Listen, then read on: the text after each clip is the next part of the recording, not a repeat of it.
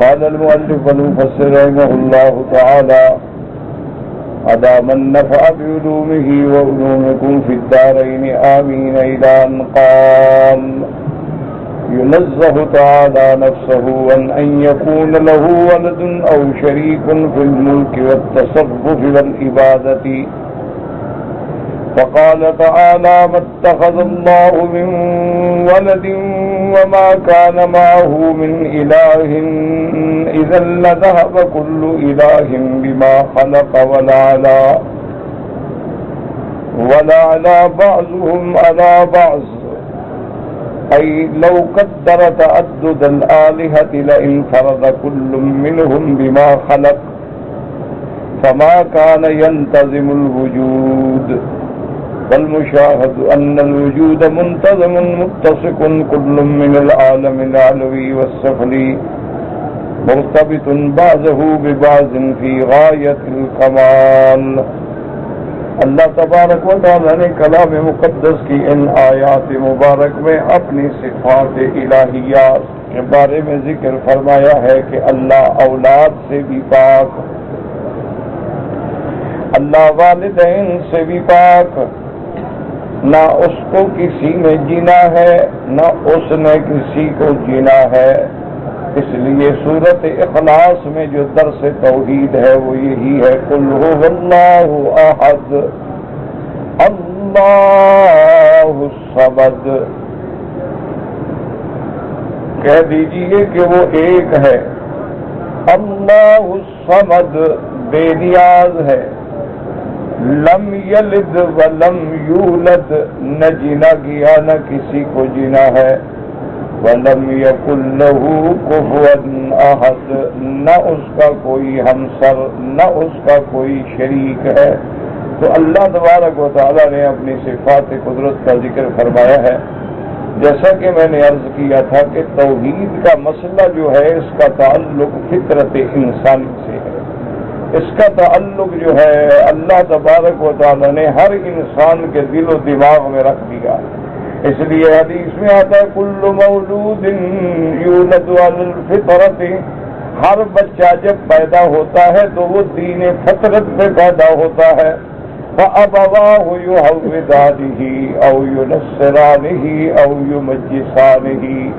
اب اگر وہ یہودیوں کے گھر میں پیدا ہوتا ہے تو ماں باپ اسے یہودیت کی طرف ڈھال لیتے، اور اگر نصرانیوں کی طرف پیدا ہوتا ہے تو وہ نصرانیت کی طرف ڈھال دیتے ہیں. وہ اگر مجوسیوں کے گھر میں پیدا ہوگا تو مجوسیت کی طرف ڈھال دیں گے، ہندوؤں کے گھر میں پیدا ہوگا تو ہندو مت کی طرف ڈھال دیں گے، سکھوں کے گھر میں پیدا ہوگا تو وہ اپنے سکھ عقیدے کے مطابق ڈال دیں گے، اور مسلمان کے گھر میں پیدا ہوگا تو اسلام کی طرف مائل ہوگا. ورنہ ہر بچہ جو ہے جب پیدا ہوتا ہے تو دین فطرت میں ہوتا ہے. اس لیے علماء فرماتے ہیں کہ اگر اللہ تبارک و تعالی کسی بچے کو اس حال میں کہ پیدا ہونے کے بعد کسی پہاڑ کی بلند چوٹی پہ کسی غار میں چھوڑ دیا جائے اور اس کی تربیت جو ہے اور اس کی رکھوالی اللہ خود انتظام فرما دیں، اور وہاں وہ بڑا ہو جائے، عقل والا ہو جائے، اور اس کو کوئی بندہ بھی نہ ملے لیکن اللہ کی توحید کو وہ بھی سمجھتا، کیونکہ صاف صاف بات ہے کہ جب وہ آسمانوں پہ نظر ڈالے گا، زمینوں پہ نظر ڈالے گا، پہاڑوں پہ نظر ڈالے گا، سورج اور چاند پہ نظر ڈالے گا، دن اور رات کے بدلنے پہ نظر ڈالے گا، لازماً اس کے دماغ میں آئے گا کہ کوئی اس کارخانہ عالم کو چلانے والا، اور جو چلانے والا ہے وہی الہ ہے، وہی خدا ہے، وہی وحدہ لا شریک ہے. تو اس لیے عقیدہ توحید جو ہے اس کا فطرت انسانی سے تعلق. اسی لیے میں نے جیسے عرض کیا تھا کہ ایک دفعہ ایک روم کے علاقے کا بہت بڑا راہب تھا، رومی راہب تھا، کیونکہ پہلے دور میں یہ دو بڑی طاقتیں تھیں نا، ایک رومن امپائر کہلاتی تھی اور ایک جو ہے فارس کہلاتے تھے. یہ دو بڑی طاقتیں تھیں. روم کے بادشاہ جو ہیں ان کا لقب ہیرقل تھا، اور فارس کے بادشاہ جو ہیں وہ کسرا کہلاتے تھے، اور مصر کے بادشاہ جو ہیں وہ فرعون فرعون کہلاتے تھے، اور حبش کے بادشاہ جو ہیں وہ نجاشی کہلاتے تھے. یہ لقب تھے بادشاہوں. اور یمن کے بادشاہ جو تھے وہ تبع کہلاتے تھے، یہ ان کے لقب تھے۔ تو اللہ کے گھر کا غلاف جو ہے نا جی، یہ جو غلاف آپ دیکھ رہے ہیں، اس کی سب سے پہلے ابتدا جو ہے وہ تبع من التبابع، یعنی یمن کے بادشاہوں سے جو تبع الاکبر ان کا سب سے بڑا بادشاہ گزرا ہے، اس نے یہ پہلے غلاف ڈالا تھا۔ اور اس کی واقعہ یہ آتا ہے تاریخ میں کہ اس نے بڑے ملک فتح کیے، بڑی طاقت تھی، بڑی فوج تھی، تو اسی طرح وہ اپنے فتوحات کرتا ہوا، ملکوں پہ ملک فتح کرتا ہوا مدینہ منورہ پہ گزرا۔ اس زمانے میں مدینہ پاک تو مدینہ شریف نہیں کہلاتا تھا، یثرب کہلاتا، تو اس نے یثرب پر بھی اپنا قبضہ کیا، اور پھر اس کا ارادہ تھا کہ اب میں جا کر مکہ مکرمہ پہ حملہ کر کے اہل مکہ پہ بھی قبضہ کروں۔ وہ اسی اثنا میں راستے میں تھا، یعنی مکہ اور مدینہ منورہ کے راستے میں تھا کہ اتنا اللہ کی طرف سے اندھیرا چھا گیا کہ دن ایسا ہو گیا جیسے رات ہوتی ہے، اور اتنا یعنی شدید اندھیرا تھا کہ آدمی کو ہاتھ بھی نظر نہیں آتا۔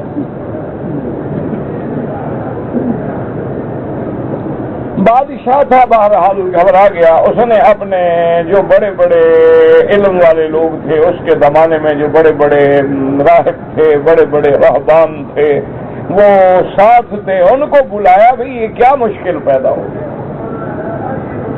تو انہوں نے کہا کہ ہم نے تاریخ میں پڑھا ہے کہ ہم جس راستے سے گزر رہے ہیں وہاں اللہ کا گھر ہے، اور اس سرزمین کا نام جو ہے وہ مکہ مکرمہ ہے۔ کہیں آپ نے اس شہر کے بارے میں تو کوئی برا ارادہ نہیں کیا دل میں؟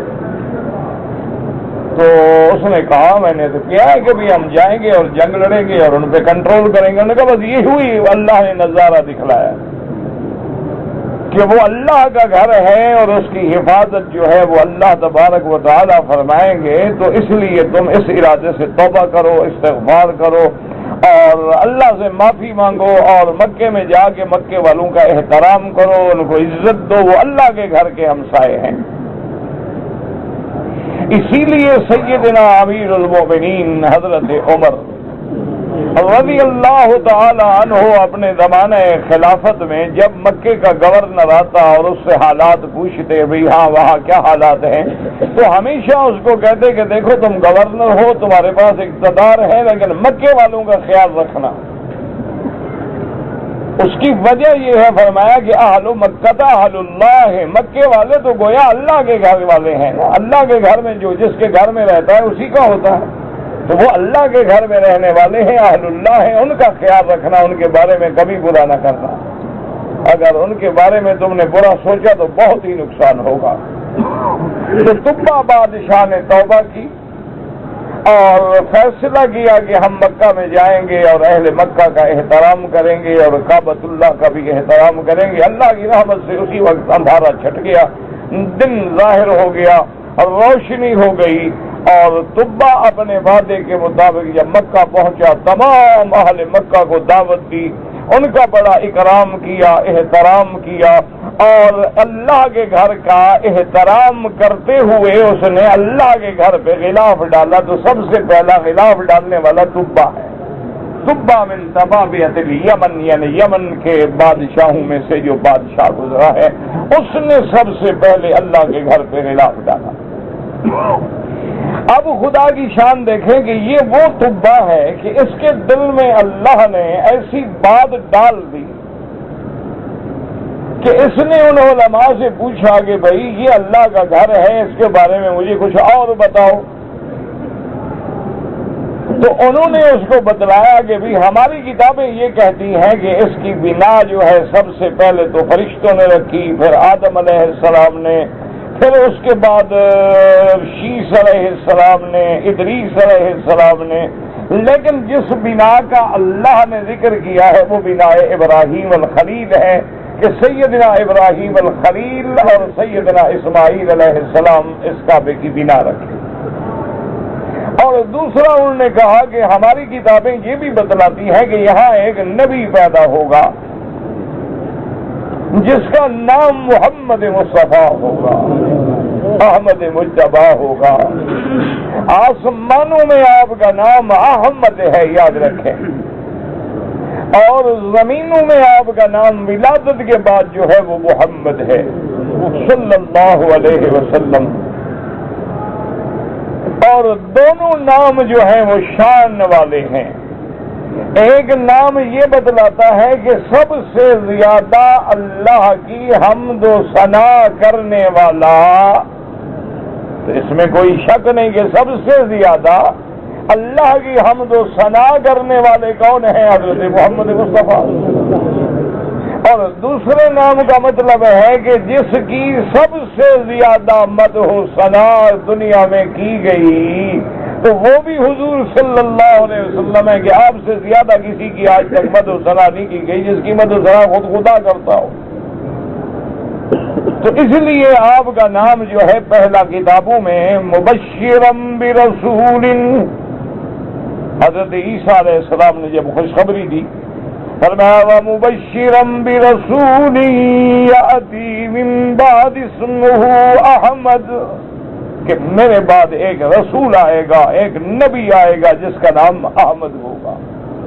تو آپ کا سماوی نام جو ہے وہ احمد ہے، اور عرضی نام جو ہے وہ محمد ہے۔ ویسے حضور کا نام ماہی بھی ہے، حضور کا نام حاشر بھی ہے، حضور کا نام عاقب بھی ہے۔ اللہ نے حضور کے کئی نام ہیں، یہ تو اسماء ہیں، اور حضور کی پھر کئی صفتیں ہیں، جیسے رحمت للعالمین ہیں، آپ رؤوف ہیں، رحیم ہیں، علی خلق عظیم ہیں۔ یہ اللہ نے قرآن میں حضور کی صفتیں بیان کی ہیں، کہیں خطاب یا ایھا المدثر، کہیں یا ایھا المزمل، تو یہ سارے خطابات جو ہیں حضور صلی اللہ علیہ وسلم کے صفاتی اسماء ہیں۔ تو بہرحال طبا نے کہا کہ اچھا وہ ایک نبی پیدا ہوں گا، ہاں ایک نبی پیدا ہوگا جس کا نام محمد الرسول اللہ ہوگا، اور وہ خاتم الانبیاء والمرسلین ہوگا، اس کے بعد پھر اور کوئی نبی نہیں ہوگا، اور وہ تمام انبیاء کا امام ہوگا، سردار ہوگا۔ تو طبا الاکبر نے حضور کے نام پہ ایک خط لکھا، حالانکہ ابھی حضور پیدا ہی نہیں ہوئے، سینکڑوں سال پہلے کی بات ہے۔ اس نے ایک خط لکھا کہ من طبا طبابیۃ الیمن الی محمد رسول اللہ صلی اللہ علیہ وسلم، کہ طبا اکبر سے حضور کی خدمت میں میرا یہ عریضہ ہے کہ آپ میرے اسلام کے ایمان کے گواہ ہو جائیں کہ میں مسلمان ہو رہا ہوں۔ یعنی ابھی حضور دنیا میں بھی نہیں آئے، ابھی حضور صلی اللہ علیہ وسلم تشریف بھی نہیں لے آئے، اور پہلے بادشاہ اسلام لا رہے ہیں۔ اور نے کہا پہلے تو آپ میرے ایمان و اسلام کے گواہ ہو جائیں کہ میرا اللہ پر بھی ایمان ہے، اور میرا آپ کی رسالت پر بھی ایمان ہے، اور اللہ کے کعبے کے مرکز ہدایت پر بھی ایمان ہے۔ اگر تو اللہ کو منظور ہے کہ آپ میرے زندگی میں دنیا میں تشریف لے آئے تو میں آپ کا خادم بھی بنوں گا، آپ کا دست و بازو بھی بنوں گا، آپ کا وزیر بھی بنوں گا، اور آپ کے لیے طاقت بھی بنوں گا۔ اور اگر میں آپ سے پہلے مر جاؤں تو پھر قیامت میں آپ میرے اسلام کی گواہی دیں گے صلی اللہ علیہ وسلم۔ جن کو اللہ عقل دیتے ہیں نا ویسے بڑے کام کر جاتے ہیں۔ اسی لیے یہ بھی تاریخوں میں آتا ہے کہ علماء دیوبند میں سے بھی کسی عالم نے ایک قرآن شریف کا نسخہ اور ایک تلوار کا ہدیہ بھیجا کلید بردار کعبہ کی خدمت میں، جن کے پاس چابی ہے، شیبی خاندان، بنو شیبہ خاندان، جن کو حضور نے کعبے کی چابی دی ہے، ان کی خدمت میں بھیجا، اور یہ خط لکھ کے بھیجا کہ میں ایک عاجز ہوں، ایک فقیر عالم ہوں، اور میرے پاس کوئی طاقت نہیں کہ میں ہدیہ دے سکوں، لیکن میرا ایمان ہے کہ یہ چابی قیامت تک تمہارے خاندان میں رہے گی، کیونکہ حضور نے دعا فرمائی تھی کہ خذھا خالدتن طالدتن، کہ اے شیبی یہ چابی پکڑ لو میرے ہاتھ سے، یہ ہمیشہ تمہارے پاس رہے گی. لا یاخذ منک الا ظالم، کوئی ظالم چھینے تو چھینے، ورنہ کوئی امن والا عدل والا بادشاہ تم سے نہیں چھینے گا. تو ہمارا یقین ہے کہ یہ چابی قیامت تک تمہارے پاس رہے گی. تو میرا یہ ہدیہ رکھ لیں، جب حضرت عیسیٰ ابن مریم آسمانوں سے اتریں تو ان کو دیں تاکہ وہ یہی قرآن پڑھیں، میرا ہدیہ قبول کریں اور اسی سے وہ کفر کے خلاف جہاد کریں. تو یہ اپنی اپنی اللہ نے علماء کو سوچ دی ہوتی ہے، فکر دی ہوتی ہے. ہمیں جیسے دنیا کی فکر ہے 2 اور 2 4 کا بڑا پتہ ہے، ہمیں ڈالر اور یورو کے اپ ڈاؤن ہونے کا بڑا پتہ ہے. تو علماء کو تو آخرت کا پتہ ہوتا ہے. اسی لیے حضرت سفیان ابن عیینہ اور بڑے بڑے محدثین جب آئے اور انہوں نے آ کے زمزم کا پانی پیا تو انہوں نے یہ حدیث پڑھی کہ یا اللہ تیرے نبی کی حدیث ہے کہ ماء زمزم لما شرب له، کہ زمزم کا پانی جس غرض کے لیے پیو گے اللہ وہ غرض پوری کریں گے. یہ نہیں کہ صرف شفا دیں گے، زمزم کا پانی شفا تو ہے ہی ہے، لیکن اگر زمزم کا پانی پی کے آپ کا کوئی کام ہے، کوئی مشکل ہے، وہ دعا کریں اللہ وہ بھی منظور فرماتے ہیں کہ ماء زمزم لما شرب له. تو انہوں نے کہا کہ یا اللہ تیرے نبی کی سچی حدیث ہے اور ہم یہ اس لیے پی رہے ہیں کہ ہمیں قیامت والے دن پیاس سے بچا لینا، کیونکہ ان کی نظر قیامت پہ ہوتی ہے، ان کی نظر آخرت پہ ہوتی ہے، ان کی نظر جو ہے اگلے عالم پہ ہوتی ہے. تو بہرحال اچھا اب یہ بھی مسئلہ سمجھ لیں کہ بھی کہ غلاف تو بادشاہ نے ڈالا، تو بادشاہ کا ڈالنا تو سنت نہیں بن سکتا. سنت تو وہ عمل ہوتا ہے جو اللہ کے نبی نے کیا ہو. تو اصل وجہ یہ ہے کہ یہ بھی قاعدہ ہے کہ اگر رحمت دو عالم کے سامنے کوئی عمل آیا ہو اور حضور نے منع نہ کیا ہو تو وہ بھی سنت بن جاتا ہے. یعنی حضور کے سامنے کوئی کام کیا گیا لیکن حضور نے نہیں روکا، حضور نے منع نہیں فرمایا، اس کا معنی ہے حضور نے قبول فرما لیا.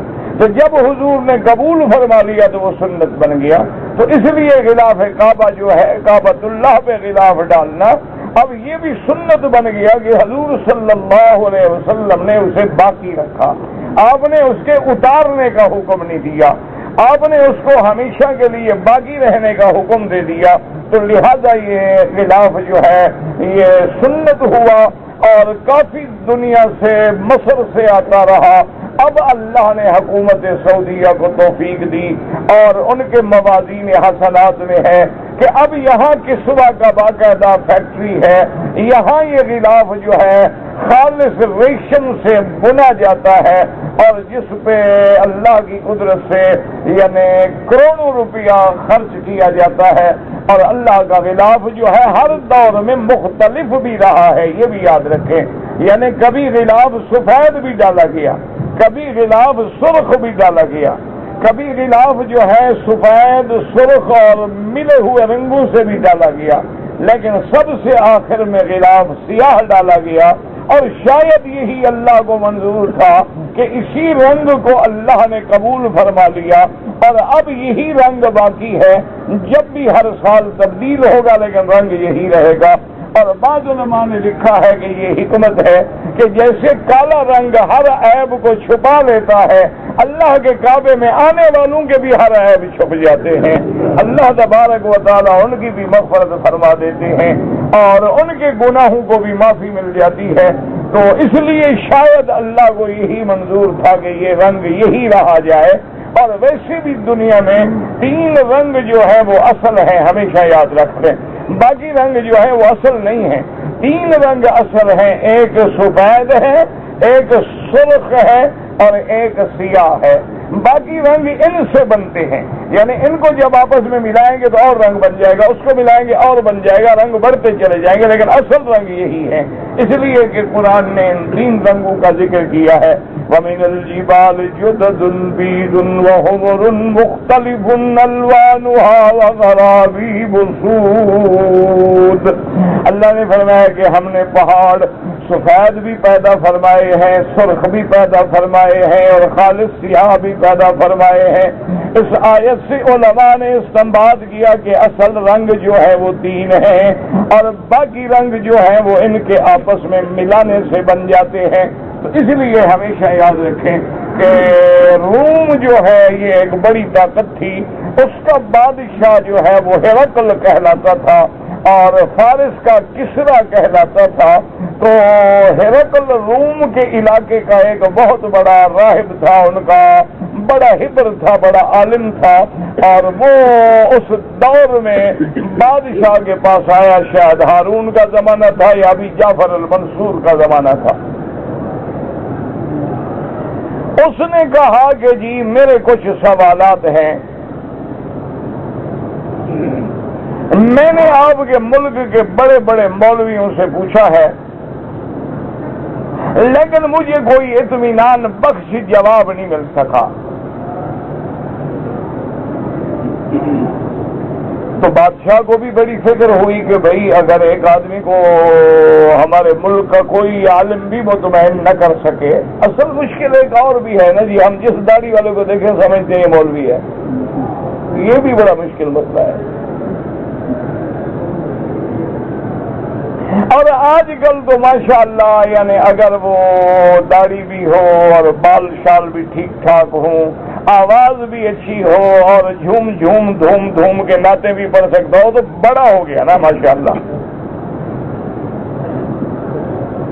یہ ہماری بڑی بدقسمتی ہے کہ انجینئر کو ہم انجینئر نہیں مانتے جب تک اس کی ڈگریاں نہ دیکھیں، اس کا کام نہ دیکھیں، اس کا تجربہ نہ دیکھیں۔ ڈاکٹر کو ہم ڈاکٹر نہیں مانتے جب تک کہ اس کا شہادات اور ڈگریاں اور ایکسپیرینس نہ دیکھیں، لیکن جو بھی داڑھی رکھ رہے مولوی علیحدہ، جو وہ گناہ کرے مولوی پر لگا دو،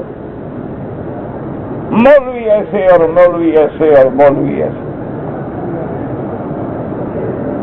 انا للہ و انا الیہ راجعون۔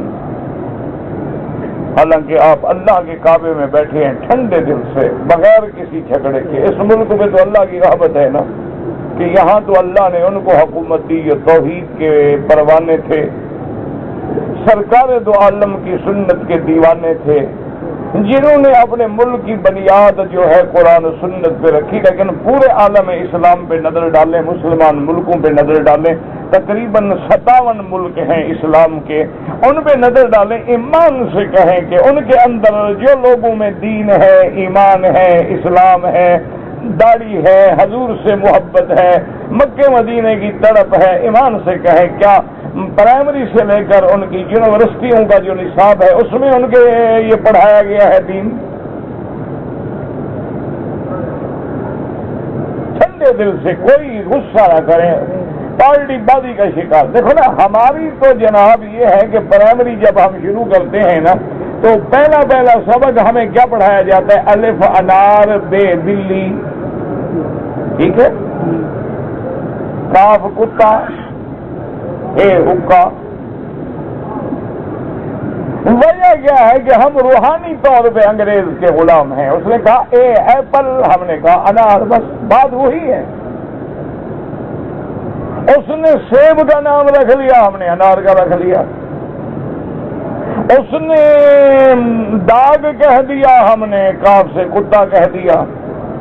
اس نے قید سے بلی کہہ دیا، ہم نے بے سے بلی کہہ دیا۔ بات ایک ہے۔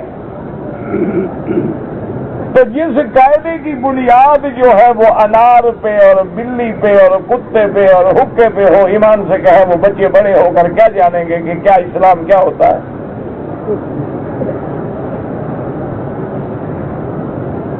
اگر کوئی مسلمان عقائدہ لکھتا اور الف سے مسلمان بچوں کو اللہ پڑھا دیتا اور بے سے بیت اللہ پڑھا دیتا اور ہے سے حج پڑھا دیتا اور میم سے محمد پڑھا دیتا تو قاعدہ پڑھتے ہوئے بچہ مسلمان ہو جاتا۔ ٹھنڈے دل سے، بالکل جھگڑے میں نہ پڑے گی، دے بندی ہے، بریلوی ہے، شیعہ ہے، سنی ہے، چھوڑے، انسان تو ہے نا۔ اگر ہمارے قاعدے اس طرح ترتیب دیے جاتے، یہ جو آج تمہیں اسلام نظر آتا ہے، آج جو تمہیں مسجدوں میں نمازی نظر آتا ہے، آج جو عمرے میں تمہیں اتنی رونق نظر آ رہی ہے، یہ علماء کی خدمات ہیں، یہ مدارس عربیہ اور دینیہ نہ ہوتے تو کوئی دین کو جانتا بھی نہ۔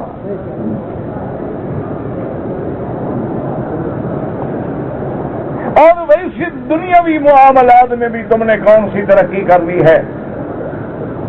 57 ملکوں میں 400 یونیورسٹی ہے. 57 اسلامی ملکوں میں صرف 400 یونیورسٹی ہے, اور ان میں بھی عالمی لیول پہ کوئی 10-11 یونیورسٹیاں ہیں, اور صرف ایک جناب جاپان کے دارالخلافہ میں 1000 یونیورسٹی ہیں. تو تم کیسے مقابلہ کرو گے؟ یعنی ان کا اگر ایک یونیورسٹی سے ایک PhD بھی نکلتا ہو تو 1000 نکلے گا, اور تمہارا تو 57 سے 400 بھی مشکل سے نکلے گا.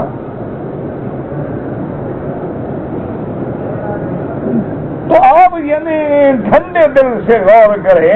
اور ایک یہی دین والا مولوی ہے جو 24 گھنٹے کا ملازم ہے, ہر وقت اذان اس نے دینی ہے, نماز پڑھانی ہے, اس کے بعد دکھ ہے, سکھ ہے, موت ہے, حیات ہے, جنازہ ہے, خیرات ہے, ہر وقت ایک مولوی, نکاح ہے, شادی ہے, اس کی 24 گھنٹے کا وہ ملازم ہے, لیکن اس کے باوجود بھی اس سے لوگ بدزن ہیں.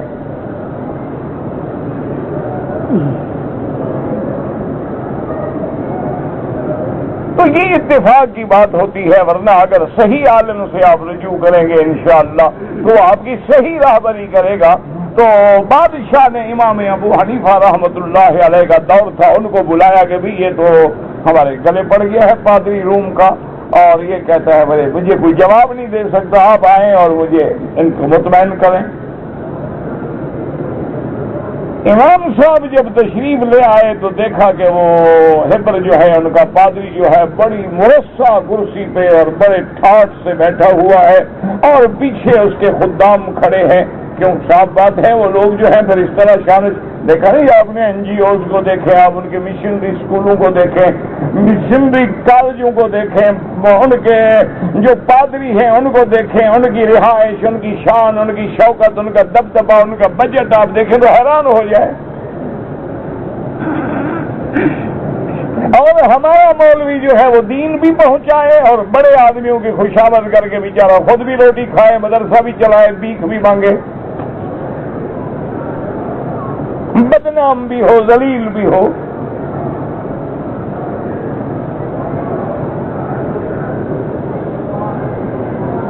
ورنہ یاد رکھیں کہ امام ابو یوسف رحمۃ اللہ علیہ نے لکھا ہے کہ اللہ تبارک و تعالی نے اگر کسی کو قرآن و حدیث کا علم دیا ہے اور وہ کسی دولت مند سردار یا کسی بہت بڑے پیسے والے کے آگے نیاز مندی کر کے جھکتا ہے تو وہ اللہ کے قرآن کی توہین کرنے والا ہے اور قیامت میں پکڑا جائے گا. کہ میں نے اسی لیے تمہیں قرآن دیا تھا کہ دولت والوں کے آگے تم نوکر بن کے رہو, جھک جاؤ, خوشامدیں کرو. قرآن تو اونچا کرنے کے لیے آتا ہے.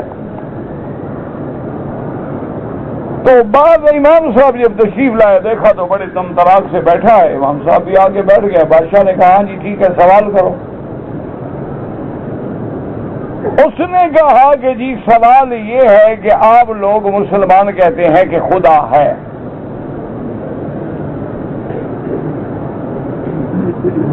آپ کہتے ہیں کہ اللہ ہے, وحدہ لا شریک ہے, خدا ہے, تو مجھے دکھائیں کہ خدا کہاں ہے, جو نظر نہ آئے ہم کیسے مان لیں کہ خدا ہے. انہوں نے کہا دیکھو کہ ہم عیسیٰ علیہ السلام کو خدا کہتے ہیں, پاک خدا کا بیٹا کہتے ہیں, جو عیسیٰ علیہ السلام کو دیکھا تھا. آپ نے کیا دیکھا؟ یہودیوں نے عزیر علیہ السلام کو دیکھا تھا. اسی طریقے سے جو اور لوگ ہیں مثلاً اپنا ہندو ہے, مثلاً وہ کرشنا, یا اس کے بعد وہ اپنے جو عقائد رکھتا ہے ان کے نزدیک بھی وہ لوگ جو ہیں گزرے ہیں, وہ کہتے ہیں یہ تھا. اسی طرح سکھ ہیں, گرو نانک تھا, دیکھا تھا انہوں نے. تم لوگوں نے خدا کہاں دیکھا ہے؟ اور تم یہ بھی کہتے ہو کہ خدا کو کوئی دیکھ نہیں سکتا ہے لیکن خدا ہے. انہوں نے کہا پھر مجھے بتائیں کہاں ہے خدا. امام صاحب نے فرمایا اچھا اور کیا سوال ہے تمہارا؟ اس نے کہا جی میرا دوسرا سوال یہ ہے کہ تم مسلمان کہتے ہو خدا ایک ہے، تو خدا سے پہلے کون تھا؟ آخر جو ہو تو اس سے پہلے تو کوئی ہوگا، تو مجھے یہ بھی بتاؤ کہ، اور دوسرا یہ بتائیں، آپ کہتے ہیں سارے کام خدا کرتا ہے، ہر کام خدا کرتا ہے، اور دنیا کا کوئی درخت کا پتا بھی نہیں ہل سکتا جب تک خدا کا حکم نہ ہو، تو مجھے خدا کا چہرہ مبارک ہے، خدا کی آنکھیں مبارک ہیں، خدا کا ہاتھ ہے، جیسے اس کی شان کو زیبا ہے، کما یلیق بشانہ اینما تولوا فثم وجہ اللہ۔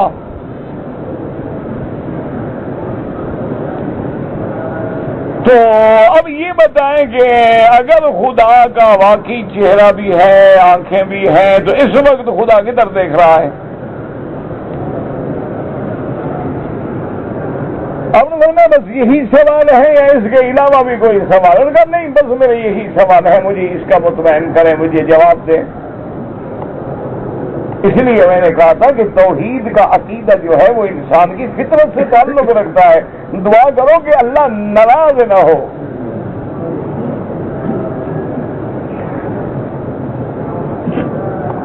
تو امام صاحب نے بادشاہ کو حکم دیا کہ ایک گلاس پانی منگوائیں، چینی بھی منگوائیں، ایک گلاب یا کوئی پھول بھی منگوائیں، اور 1 منٹ میں حاضر ہو گئے۔ بادشاہ نے کہا بھی چینی کو پانی میں ملاؤ،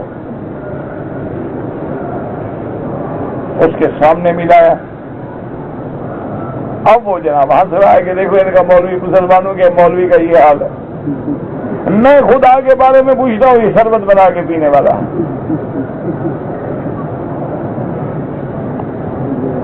جب وہ میٹھا چینی اس میں حل ہو گئی تو امام صاحب نے اس سے پوچھا کہ پادری صاحب مجھے یہ بتائیں کہ اس میں میٹھا کہاں ہے، نظر آتا ہے؟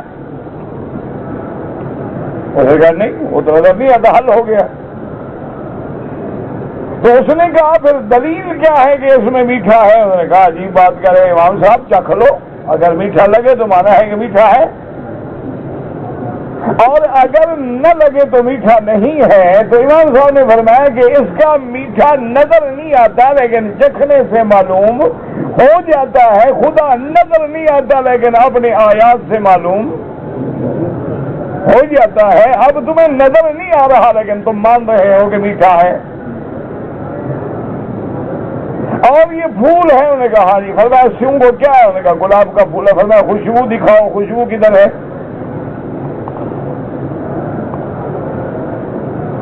انہوں نے کہا جی یہ آ جو رہی ہے، یہ دلیل ہے کہ اس میں خوشبو ہے۔ تو اس نے کہا نظر تو نہیں آ رہی نا، خوشبو محسوس ہو رہی ہے۔ تو اگر خوشبو پھول پہ دلالت کرتی ہے اور پانی کے اندر میٹھا اپنے مٹھاس سے پانی چینی پہ دلالت کرتا ہے، تو یہ سارا کارخانہ عالم جو ہے اس اللہ پہ دلالت نہیں کرتا؟ وہ امام راضی رحمۃ اللہ علیہ بڑے عقلیات کے بھی بڑے عالم تھے نا، بڑے بادشاہ تھے، بہت بڑے عالم تھے، اور عقلیات میں بھی ان کا بڑا مقام تھا۔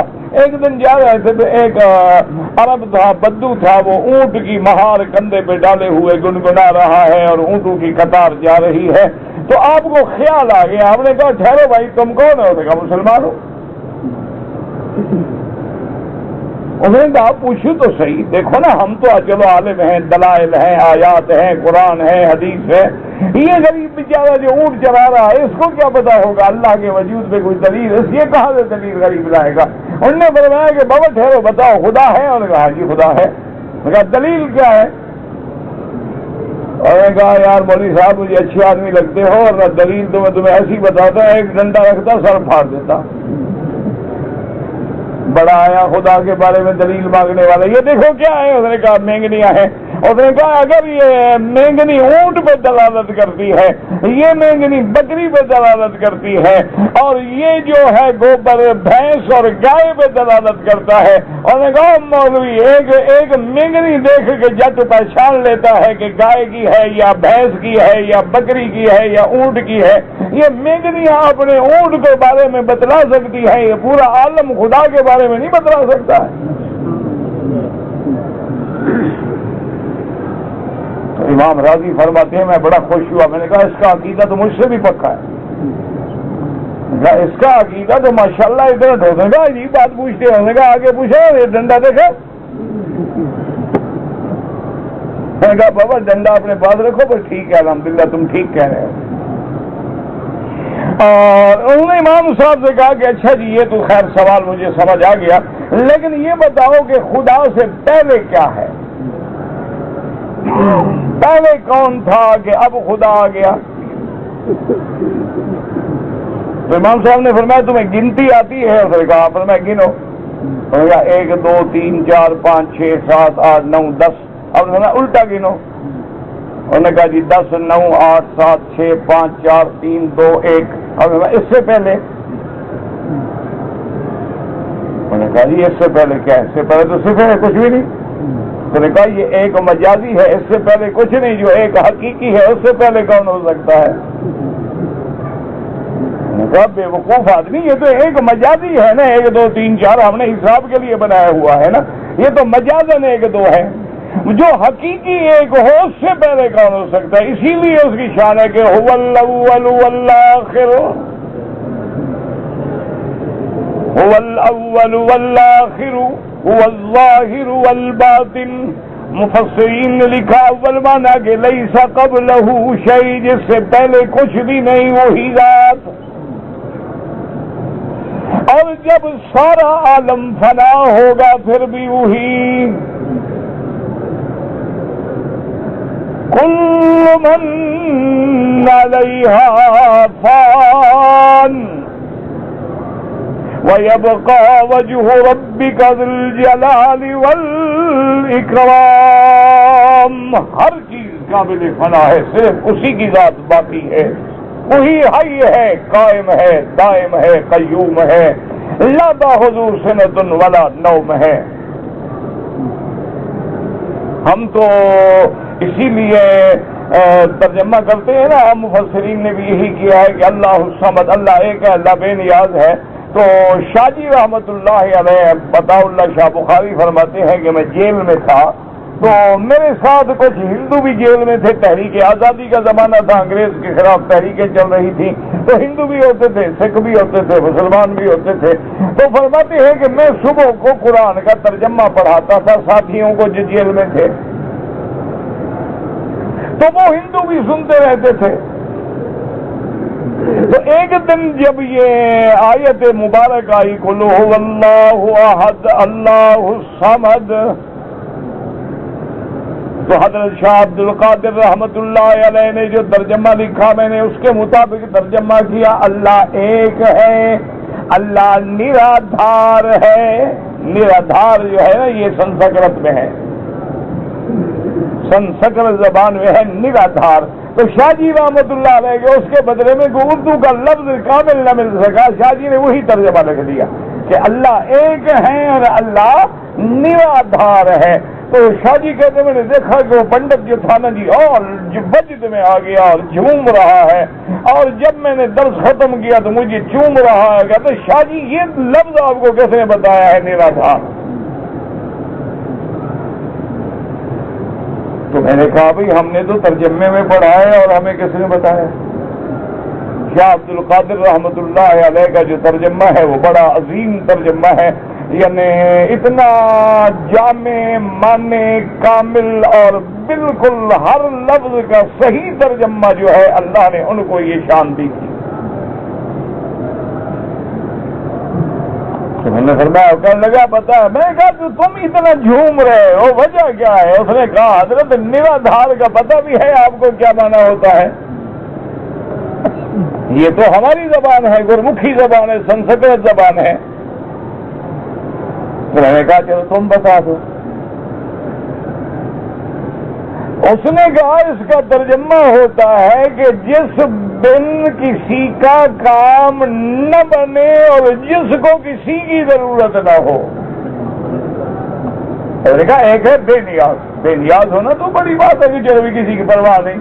انہوں نے کہا نہیں، ترجمہ یہ بنتا ہے نرادھار کہ معنی یہ ہے کہ جس بن کسی کا کام نہ بنے، اللہ کے حکم کے بغیر کسی کا کام نہیں بن سکتا ہے، اور جس کو کسی کی حاجت نہ ہو اس کو کسی کی ضرورت نہ ہو، یہ معنی بنتا ہے نرادھار کا۔ میں اس لیے جھوم رہا تھا کہ آپ لوگوں کو یہ لفظ کہاں سے مل گیا، تو اس لیے آپ دیکھیں کہ اللہ کی توحید کا، تو اس نے کہا کہ اچھا جی یہ تو سمجھ آ گئی مجھے بات، میں نے مان لیا، اچھا یہ بھی مان لیا کہ اللہ سے پہلے کچھ نہیں، اللہ کی ذات ہی ہے، لیکن یہ بتائیں کہ آپ کا خدا اس وقت کیا کر رہا ہے؟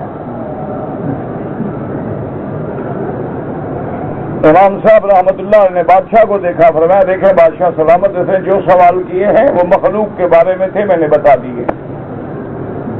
اب یہ سوال ہے بالکل براہ راست اللہ کی ذات کے بارے میں کہ اللہ اس وقت کیا کر رہے ہیں، یہ جواب میں تب دوں گا آپ اس کو کرسی سے اتار دیں، میں اس کی کرسی پہ بیٹھوں گا پھر جواب دوں گا۔ بادشاہ نے اس کو کہا، وہ بھی سمجھدار آدمی تھا، اتر کے دوسری کرسی پہ بیٹھ گیا، امام صاحب اس کی کرسی پہ بیٹھ گئے، فرمایا آپ پوچھو۔ انہوں نے کہا تمہارا خدا اس وقت کیا کر رہا ہے؟ انہوں نے کہا یہی تو کر رہا ہے کہ تمہیں کرسی سے اتار دیا، مجھے بٹھا دیا۔ انہوں نے کہا میرا خدا یہی تو کر رہا ہے کہ میرے جیسے فقیر کو تیری کرسی پہ بٹھا دیا، تمہیں اتار کے نیچے بٹھا دیا۔ تو اس نے کہا کہ ہاں جی سمجھ آ گئی۔ تو یہ ساری توحید باندھنے کا مطلب میرا کیا تھا کہ عقیدہ توحید جو ہے وہ بالکل فطرت انسانی سے تعلق رکھتا ہے۔ امام راضی کی ہی بات ہے کہ ایک بوڑھی عورت تھی، وہ چرخے پہ دھاگا بنا رہی تھی، امام صاحب گئے، سلام کیا، اما جان سلام ہو، خیریت ہے؟ آپ اما جان کا کون ہے؟ انہوں نے کہا بیٹا میں مسلمان ہوں۔ انہوں نے کہا خدا کو مانتی ہوں؟ انہوں نے کہا بیٹا مسلمان ہوں تو آخر خدا کو مانتی ہوں۔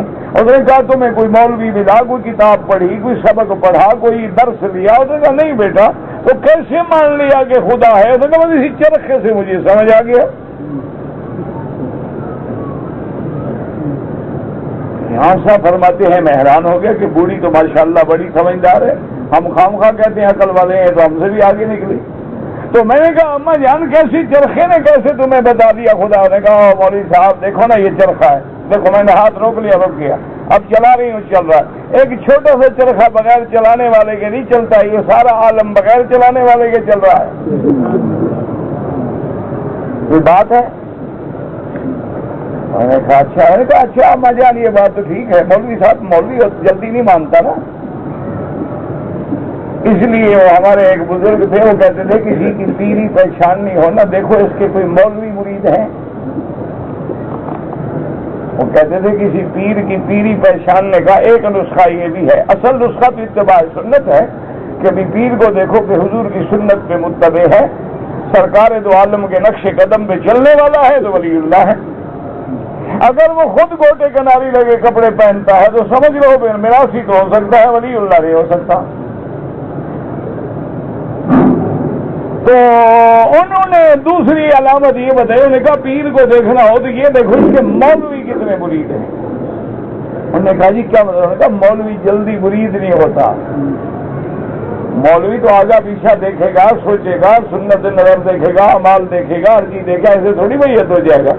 تو اگر مولوی بھی مرید ہو رہے ہیں تو مانا ہے کہ بندہ کامل ہے، اس کے اندر کچھ ہے کہ علماء بھی اس کو شیخ مان رہے ہیں، تو یہ بھی دلیل ہوتی ہے کہ بھئی واقعی وہ صحیح معنی میں شیخ ہے۔ تو بہرحال انہوں نے کہا اچھا اما جان یہ بھی تو ہو سکتا ہے نا کہ کارخانے چلانے والا ایک نہ ہو دو ہوں، جیسے بعض کافروں کا عقیدہ ہے نا کہ ایک اہرمن ہے ایک یزدان ہے، وہ کہتے ہیں خیر کے کام یزدان کرتا ہے اور شر کے کام اہرمن کرتا ہے، دو خدا ہے۔ اور میں کہتے ہیں ایک کیسے ہو سکتا ہے، اندھیرا بھی وہی بنائے اور روشنی بھی وہی بنائے۔ تو بوڑھی نے کہا کہ نہیں مولوی صاحب خدا ایک ہے، دو نہیں ہو سکتے۔ انہوں نے کہا کیوں نہیں ہو سکتے؟ انہوں نے کہا دیکھو یہ چرخہ ہے۔ انہوں نے کہا ٹھیک ہے۔ انہوں نے کہا اگر ہم دو عورتیں بیٹھ جائیں، دونوں ایک طرف چلائیں تو پھر دوسری کی ضرورت ہی کیا ہے؟ اگر میں ادھر چلاؤں وہ ادھر چلائے تو چرخہ ٹوٹ جائے گا، اگر دو خدا ہوں تو یہ عالم ہی ختم ہو جائے۔ ایک کہے ابھی رات رہنے دو، کہ نہیں ابھی دن کرو، سورج نکالو۔ اچھا جو کمزور پڑ گیا وہ خدا نہیں ہو سکتا، جو تکڑا ہوگا وہ خدا رہے گا، تو خدا تو پھر بھی ایک بنے گا، دو تو بن ہی نہیں سکتے۔ تو اس لیے اللہ پاک فرماتے ہیں اس آیت مبارک میں، یہی سبق ملا ہے ہمیں کہ مت اتخذ اللہ من ولد وما کان معه من الہ اذا لذهب كل الہ بما خلق ولا بعضهم على بعض سبحان اللہ عما یصفون۔ اللہ نے فرمایا اللہ کا کوئی بیٹا نہیں، نہ اللہ کے ساتھ کوئی دوسرا چھوٹا بڑا خدا ہے۔ کیوں؟ اگر خدا اور بھی ہوتا، ہر خدا اپنی مخلوق جو اس نے پیدا کی ہے اس کو لے کے اپنی الگ دنیا بسا لیتا۔ اگر خدا دو ہیں، اس نے پیدا کیا عرب کو، اس نے پیدا کیا عجم کو، تو وہ الگ دنیا بناتا، یہ الگ دنیا بناتا۔ وَلَا عَلَى بَعْضُهُمْ عَلَى بَعْضٍ، پھر ہر خدا اپنی مخلوق کو لے کے ایک دوسرے پہ چڑھائی کرتے کہ میں اکیلا رہوں اور مٹ جائے۔ تو اس لیے فرمایا کہ نظام عالم درہم برہم ہو جاتا۔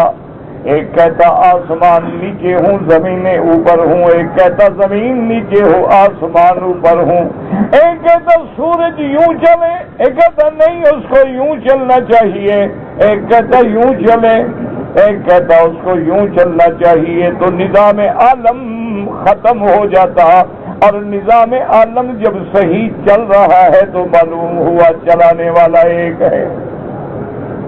اولاد کی ضرورت کمزور کو پڑتی ہے کہ میں بوڑھا ہو جاؤں گا، مر جاؤں گا تو میری جائیداد میری اولاد سنبھالے گی، میرے بڑھاپے کی لکڑی بنے گی، سہارا بنے گی، میری خدمت کرے گی۔ اللہ تبارک و تعالیٰ نہ کسی خدمت کا محتاج ہے، نہ کمزوری سے بھی پاک، ضعف سے بھی پاک، موت سے بھی پاک، فنا سے بھی پاک، پھر اس کو اولاد رکھنے کی کیا ضرورت ہے؟ اس لیے فرماتے ہیں سبحان اللہ عما یصفون، پاک ہے اس کی ذات جو اس کے ساتھ شریک بناتے ہیں، الہ بناتے ہیں۔ کوئی خدا کا بیٹا بناتا ہے، کوئی خدا کی بیوی بناتا ہے، کوئی خود خدا بناتا ہے، حاجت روا بناتا ہے۔ اللہ نے فرمایا اللہ کی ذات پاک ہے، وہ ایک ہے، مالک ہے، متصرف ہے، وہ قادر ہے، وہ خالق ہے۔ اور اس کے بعد فرمایا عالم الغیب والشہادۃ فتعالی عما یشرکون، کہ وہ غیب کے جاننے والا، ہر غیب حاضر اس کے سامنے ہے، بلند و بالا ہے اس کی ذات شریکوں سے۔ تو اب جناب سمجھیں کہ عالم الغیب یہاں ساتھ لگانے کی کیا ضرورت تھی، اس کا آپس میں ربط کیا ہوگا؟ پہلے تو فرمایا وہ ایک ہے، اس کی اولاد نہیں، آگے فرمایا عالم الغیب والشہادۃ، ہر چھپی ظاہر کے جاننے والا۔ اس سے تحدید ہے ان لوگوں کے لیے جو اللہ کے بیٹے بناتے ہیں، اللہ کے ساتھ حاجت روا بناتے ہیں۔ اللہ نے فرمایا میرے بندے تیری ہر چیز میرے سامنے ہے، تیرا قول بھی میرے سامنے، تیرے غیروں کے سجدے بھی میرے سامنے۔ جب تو غیروں کو پکارتا ہے، جب تو غیروں کی قبروں پہ جا کے سجدے کرتا ہے، میں سب جاننے والا ہوں۔ جب جاننے والا ہوں تو نتیجہ کیا ہوگا کہ پھر میں جزا دوں گا، سزا دوں گا۔ اللہ سے دعا کریں اللہ ہم سب کو سزا سے محفوظ رکھیں، اور اللہ تمام بیماروں پہ، ہمارے بیماروں پہ سب پہ رحم فرمائیں اور شفا کا فیصلہ فرمائیں۔ اگر ایک آدمی نے عمرہ کیا، طواف کر لیا، بال منڈوا لیے، لیکن صفا مروا نہیں دوڑا، دم پڑ گئی، کیونکہ بال صفا مروا کے بعد منڈوانے ہیں نہ کہ پہلے۔ اللہ تبارک و تعالی ہر بے روزگار کو روزگار دے اور روزگار میں برکت دے۔ اگر ایک آدمی نے عمرہ کر لیا ہے، طواف کیا، صفا مروا دوڑا، لیکن بالوں کو ٹک لگائے تو دم پڑ گئی، بال بھی کٹوائے اور ایک بکری دم بھی ادا کرے۔ بال اس طرح پھروائیں یا اتنے کٹیں کہ جو تمہارے بال ہیں ان کا چوتھا حصہ 1/4 سارے سر کے بال کٹ جائیں۔ اگر تو آپ 15 سال سے مکے میں مقیم ہیں یا 100 سال سے، جب بھی ملک میں چھٹی منانے کے لیے جائیں تو واپسی پہ احرام باندھنا ضروری ہے، یعنی مکے میں رہتے ہوئے آپ دین سے فارغ ہو گئے۔ جو 30 سال سے رہتے ہیں وہ نماز ہی چھوڑ دیں کیونکہ پرانے ہو گئے ہیں۔ تم پر تو کعبۃ اللہ کا احترام دوسروں سے زیادہ لازم ہے۔ نماز مغرب کے بعد اگر نفل پڑھنے ہیں تو 2 رکعت پڑھ کے 3 دوگانے پڑھ لیں، 6 رکعتیں ہو جائیں گی۔ کے لیے آیا تھا، عمرہ کیا، میرے پاس پیسے نہیں تھے، میں نے بال نہیں کٹوائے تھے، یہ کوئی دلیل نہیں ہے پیسے نہ ہونے کی، آپ اپنے بال خود کاٹ لیتے، سیفٹی لے کے خود پھیر دیتے۔ آج کل تو 8 آنے میں سیفٹی مل جاتی ہے، یہ کون سی بات ہے کہ پیسے نہیں تھے؟ بہرحال پیسے اپنا سر بھی کٹائیں اور ایک بکری دم بھی دیں۔ دم کے پیسے نہ ہوں تو 10 روزے رکھیں۔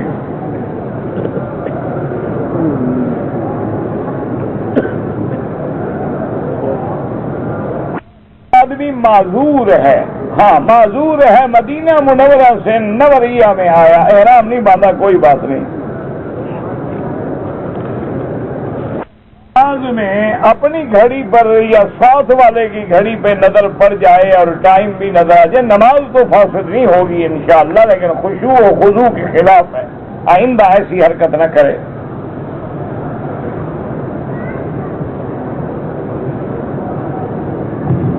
کہتے ہیں جی کہ کیا کسی نبی کی کوئی بہن بھی ہوئی ہے؟ اللہ کے بندو، یہ تو قرآن میں موجود ہے، عجیب بات ہے۔ موسیٰ علیہ السلام کے بارے میں اس قالت لأختہ قصیہ، کہ موسیٰ علیہ السلام کی ماں نے ان کی بہن سے کہا کہ جاؤ بھائی کا پتہ کرو، عجیب بات ہے۔ ہم پاکستان سے آئے، ایئرپورٹ پہ اترے، کمپنی کے بندوں نے پاسپورٹ لے لیے، بہرحال وہ پاسپورٹ لے لیں یا نہ لے لیں، اگر آپ کمپنی کی نوکری کے لیے آ رہے تھے اور وہ آپ کو جدے میں لے گئے، 2 مہینے کے بعد اقامت دیا، آپ پر کوئی دم نہیں۔ امام ابو حنیفہ رحمۃ اللہ علیہ نے صحابہ کرام کا زمانہ دیکھا ہے، ہاں دیکھا ہے، کیونکہ 50 ہجری میں پیدا ہوئے ہیں۔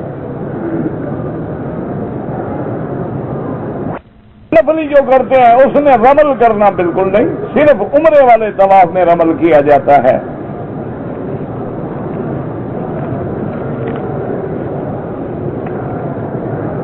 کہتے جی کہ کوئی آدمی اپنی بیوی سے دن میں بھی مباشرت کر سکتا ہے، کیوں؟ بیوی رات کو ہوتی ہے، دن کو بیوی نہیں ہوتی، یہ عجیب مسئلہ ہے۔ دیکھو حیا کریں تو بیوی سے بھی حیا کر رہا ہے، اور اگلا مسئلہ بھی سن لو بے حیائی کا، کہ اگر بیوی سے پیچھے سے مباشرت کرے تو حیا دن کا حیا ہے اور لعنت والے کام کا مسئلہ پوچھ رہا ہے۔ حضور نے فرمایا ملعون من اتی فی دبر امرأتہ، اس پہ اللہ کی لعنت ہو جو اپنی بیوی کو پیچھے سے استعمال کرتے ہیں۔ کہتے جی کہ حمل ٹھہر جائے تو کتنے عرصے تک ہم بستری نہ کریں؟ شرعاً منع نہیں ہے، اگر کوئی لیڈی ڈاکٹر بتا دے کہ آپ کی بیوی کو حمل کا گرنے کا اندیشہ ہے تو اس پر عمل کریں، ورنہ شریعت منع نہیں کرتی۔ جدہ سے مکہ مکرمہ آیا، جماعت کے ساتھ 4 رکعت پوری کی۔ میرا بھائی جدہ مجھے نہیں پتا، جدہ بڑا لمبی جگہ ہے، جہاں سے آپ چلے ہیں وہاں سے مکہ 48 میل بنتا ہے تو آپ مسافر ہیں۔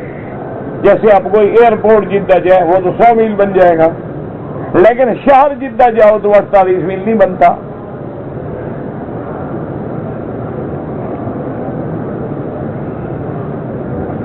میں مکہ مکرمہ میں رہتا ہوں، ظہر اور عصر کی نماز 4 رکعت ادا کی تھی، کوئی بات نہیں، کوئی مسئلہ نہیں ہے۔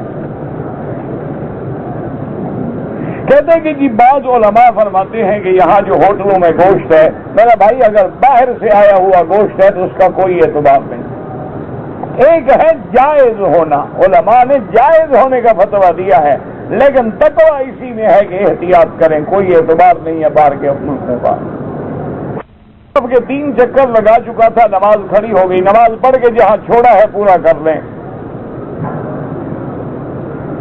اللہ اس کے رسول ان کے صحابہ کو نہ مانے وہ مسلمان ہے، وہ عجیب مسلمان ہے، خدا کو بھی نہیں مانتا، رسول کو نہیں مانتا، مسلمان کیا ہے پھر؟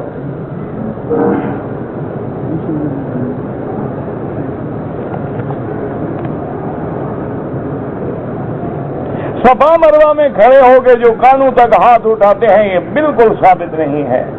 کوئی ضرورت نہیں ہے. دعا مانگ سکتے ہیں, ہاتھ اٹھانا اللہ اکبر اللہ اکبر یہ منع ہے.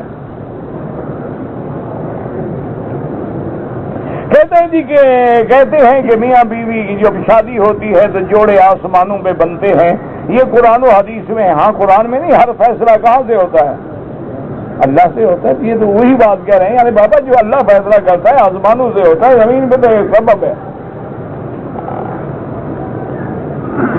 شیعہ کے ساتھ تعلقات رکھنا, تعلقات تو ہر جماعت کے ساتھ رکھے جا سکتے ہیں. پگڑی کا رنگ کیا ہو, حضور کو تو سفید پسند تھا, اب جو مرضی آئے پہنے.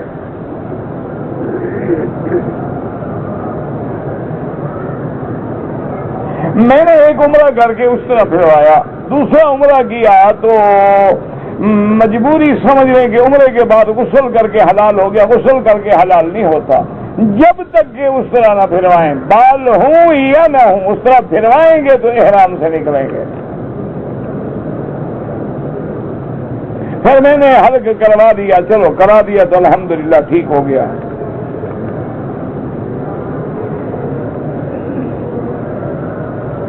مجھے ملا تھا, اس نے کہا 900 ریال گم ہو گئے ہیں, مدینہ جانا ہے, کرایہ دے دیں.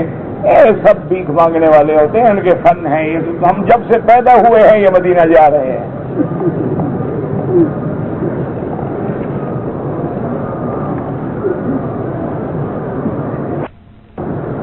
اگر ایک آدمی نے 3 ملازم تھے کمپنی میں, ایک آدمی نے دوسرے کا معاوضہ لے لیا تو اس کو ادا کرے, حقوق العباد ہے. مسجد الحرام میں کنگھی لگا سکتے ہیں, کیوں نہیں لگا سکتے ہیں بھائی؟ تو بار ایک ہندو تاجر کے ساتھ ہے, کبھی کبھی اس کے گھر سے ہمیں کھانا بھی ملتا ہے. تو اگر آپ کو یقین ہے کہ وہ کھانے میں حرام نہیں ملائے گا پھر تو آپ کھا سکتے ہیں, لیکن یقین نہ ہو تو نہ کھایا کریں. ویسے کوشش کریں کہ نہ کھائیں, کیونکہ کیا اعتبار ہے, کھانا تو گھر میں پک رہا ہے نا, ان کا کیا پتا ہے, ان کو حلال حرام کا پتہ ہی نہیں. مدینہ چلنے سے پہلے اگر عورت کو حیض آ جائے تو اب عمرہ لازمی بات ہے, جب حیض ختم ہوگا پاک ہوگی تو عمرہ پورا کرے گی.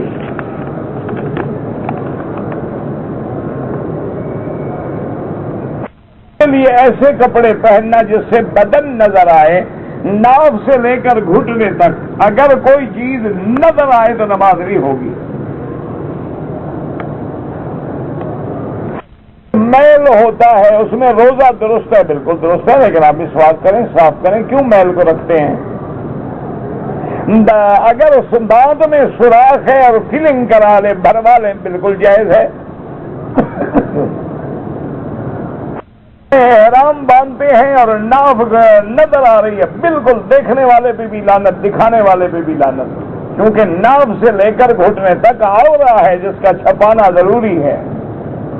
بعض احرام کا خیال نہیں کرتے نا, احرام نیچے باندھ دیتے ہیں, اوپر پورا حصہ نظر آ رہا ہے. آدمی ٹیپ میں تلاوت یا تقریر سنتے ہوئے سو گیا اور کیسٹ چلتی رہی, کوئی گناہ نہیں انشاءاللہ. فرشتے تو سنیں گے نا. اگر سجدہ کرنے کی جگہ نہ ملے تو کیا کرے, اشارے سے کر لیں. اگر کعبۃ اللہ میں نمازی کی عین کعبے میں چہرہ نہ ہو تو نماز نہیں ہوگی. مثلا یوں کھڑا ہو جائے تو اب جہت تو ہے لیکن کعبے میں نہیں, باہر صرف جہت کافی ہوتی ہے. جب کعبہ سامنے ہو تو ہر آدمی کعبے کے اندر ہو, اسی لیے یہاں صفیں گول بنتی ہیں نا. کرنے کے بعد محسوس ہوتا ہے کہ وضو ٹوٹ گیا, یہ وہم ہے, محسوس ہونے سے کچھ نہیں ہوتا. جب تک کہ آدمی کو بدبو محسوس نہ ہو یا آواز نہ سنے کوئی نہیں وضو ٹوٹتا. اس کے بعد قطرے آتے ہوں تو آپ پانی ڈالیں, اطمینان کریں جب قطرے بند ہو جائیں. اگر بالکل بند نہیں ہوتے تو ہر نماز کے لیے نیا وضو کرنا ہوگا. اگر قرآن صحیح تلفظ سے نہ پڑھ سکے نماز ہو جائے گی, لیکن کوشش کرو 1-2 صورتیں صحیح ادا کرو.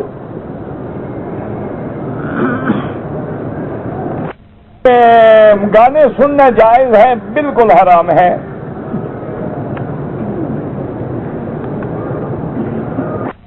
میں ہے اسلامیات کی کتاب میں بعض آیات سجدہ آ جاتی ہیں اور بار بار پڑھیں، سجدہ ایک کرنا ہے چاہے 100 بار پڑھو۔